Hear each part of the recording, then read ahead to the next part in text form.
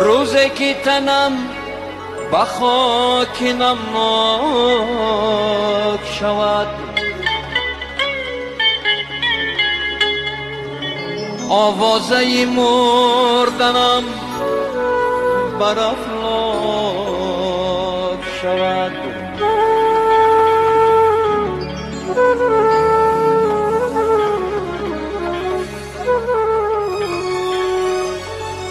ای خط در ورقی دهر بماند 100 سال، بیچاره نویسنده که بر خاک رود.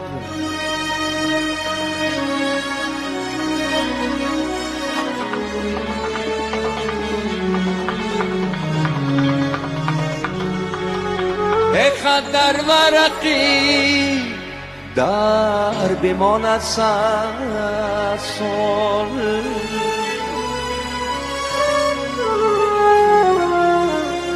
ای بیچاره نویسنده که بر خاک رود.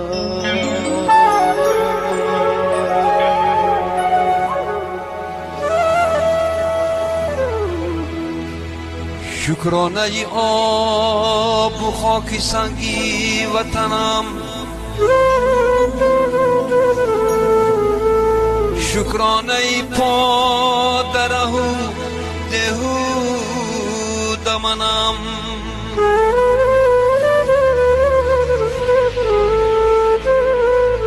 شکرانه به لحظه های خوشبختی خیر،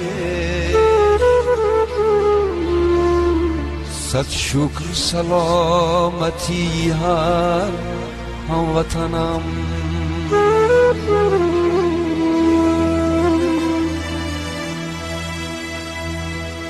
شکرانه یک نوال نانی دهنم،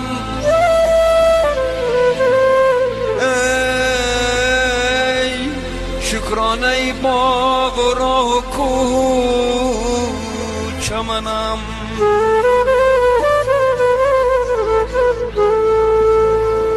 از سنگی رهی وطن دو چشمم نکنم،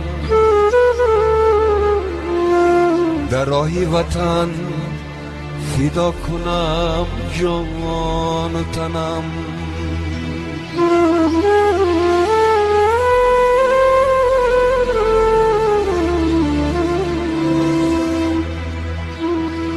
در عشق وطن بلبلی گوینده منم، در وصف وطن با فخر گویم سخنم.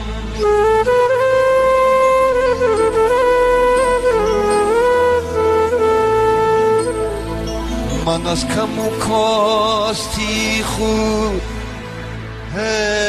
دم نزنم،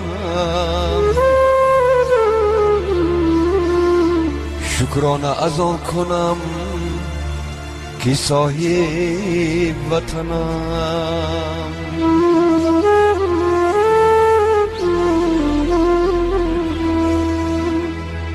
من از کم و کاستی خود دم نزنم،